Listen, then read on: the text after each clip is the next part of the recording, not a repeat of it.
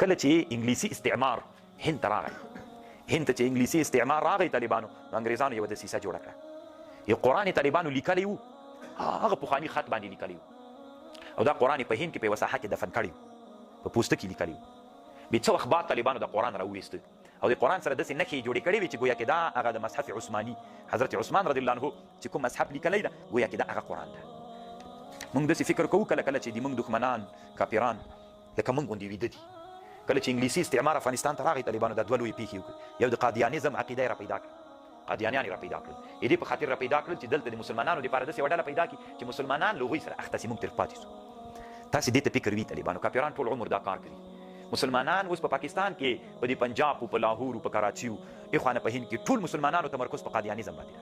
هلته ټولې مناظرې مباحثې وزل راوزل د مسلمانانو د قادیانیانو سره دي. یهودو نصرانیان قرار ناست طالبان کافران داسې نادرې کوي او مسلمانان بعضې وطنو کې طالبانو د مسلمانانو په مابین کې داسې اور بلکې تراویح نسته که نه تراویح نسته د بیخي سته ده. بس طالبانو ملیان ټول همدغه سړي ته متوجه سي. ما نه هم چا غوښتنه وکړې وي تا خو یو راته مونږ په دې ملا باندې مل زه پوه یم 1400 کاله د نبي علیه السلام نه تر اوسه سوي شل رکعته که نه دي سوي او ستا تراویح که نسته طالبانو ستا ټولو څلورو نه څه لیونی یم چې هېڅ راته ضرورت نسته. دا د اسلامي امت دپاره یوه دسیسه ده طالبانو جوړه سوې دسیسه ده. مسلمانان به چې دلته په دښمني ککړ وي اصلي دښمن به له موږ نه پاتې. تاسې فکر وکړئ دا اوس په دغه زمانه کې چې تاسې موجود یي ډېر علما طالبانو د کفر سره په مقابله لګیا دي که ډېر علما په خپل منځ کې لګیا دي، خپل منځ کې لګیا دي. دا د اسلام هدف ده، دا د موږ د اسلام مقصد ده طالبانو نه.